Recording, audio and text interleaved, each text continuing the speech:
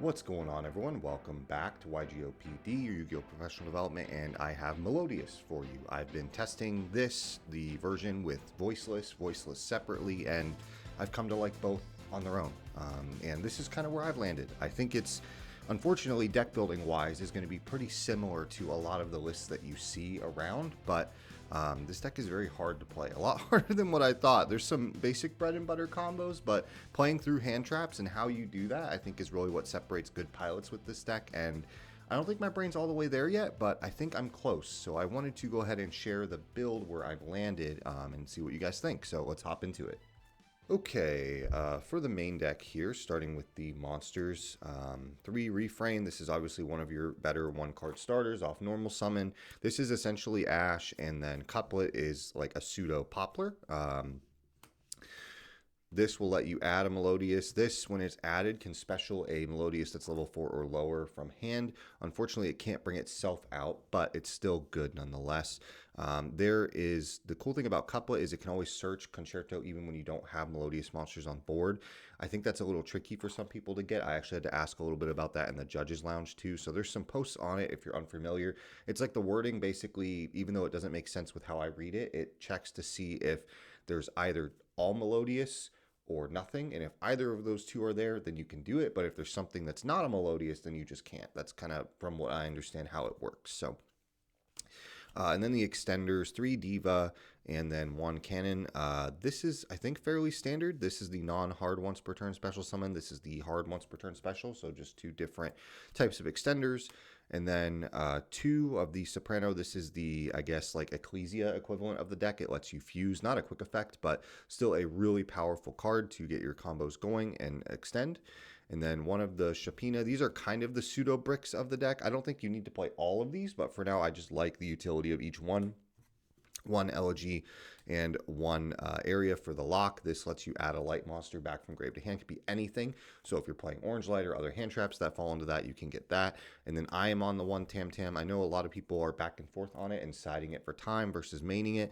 I like it. This build is more draw centric to really recycle like Fusion Substitute a couple times, Concerto, things like that, and just continue to let you dig and play. That's, I think, one of the deck's strongest suits there.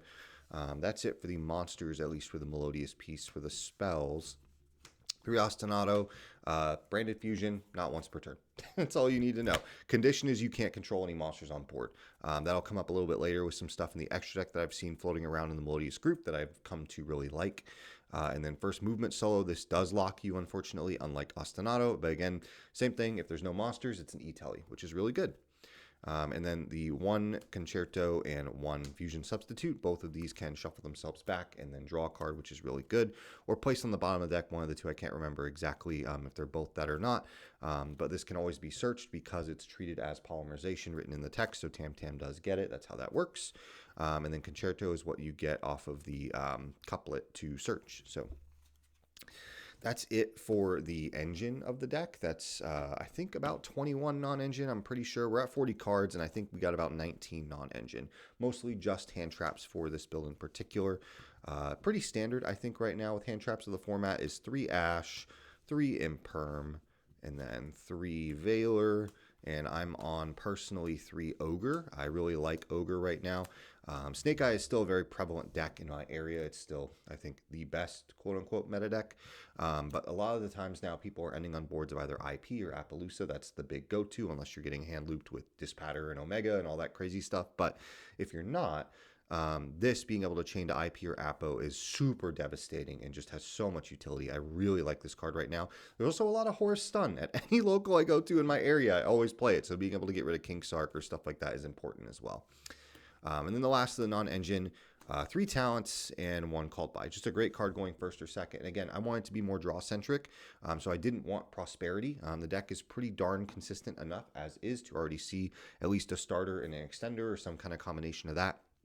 So being able to draw into more combos, more hand traps, more plays is important and just doesn't conflict with prosperity. And so then that way you can draw maybe up to 4+ cards in a turn, which is really, really good. Maybe even more depending on how you sequence it and how they interrupt, of course. For the extra deck, I think this is also fairly straightforward. Maybe not. There's probably a couple things that if you haven't caught on yet and seen in the Melodious group, maybe this will bring them to light to you, and maybe you'll enjoy trying them as I have. 3 Baka, probably one of the best cards for this deck. It's just insane that this does so many things. Oops, sorry. It's a E-Telly that you can, on summon is an E-Telly, and then basically they can't interact with it. They can't ash it. They can impermanent because it negates the whole card. It's kind of weird when you think about that. I'm not as great at explaining that kind of stuff, but I might go into a deeper video of this later down the line, depending on how much people want to see like replays and maybe even some live duels with this deck. And 2 of the newest card, the Magnificat. This card is insane. It's just SP, but they don't get their stuff back, and you do, which is really cool. And then 1 of each of the remaining fusions, each have their own utility. This helps with Tenpai. This is kind of the DD Crow for 3. They all have really good uses. So rounding it out, 2 of the Link 2. This card's amazing. This is what lets you kind of extend past your initial plays. Basically specials 2 Melodious from the deck for discarding 1. Really great. Has to go the arrow at points too, so this is also a little bit susceptible to Ghost Ogre. It's just a good hand trap, this format. But overall, all really insane cards. I think you do need to play pretty much all of these at close to these ratios. You could probably get away with cutting maybe a Baka or something like that, but for the most part, I think it's pretty important.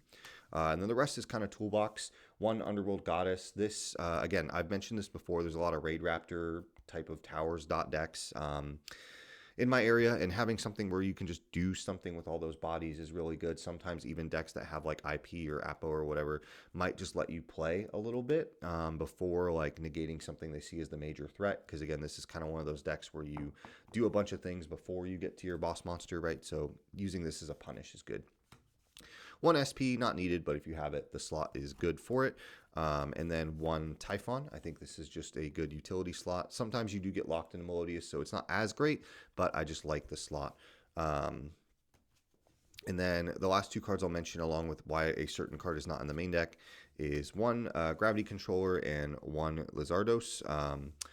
I wanted to call it Orange Light too. I realize that's not in here. The main reason that is the case is because a lot of my hands, like you already open like only usually 2 Melodious names, and I don't want to pitch one of those. I want to keep one in hand, so if I get stopped and I need to fuse, I can do that, or extend with the actual body, I can do that. So I just preferred playing other hand traps that aren't Orange Light. Orange Light is great, don't get me wrong, but just with my luck, I don't see enough spare fairies in my hand to be able to use it. And then these 2 are really insane.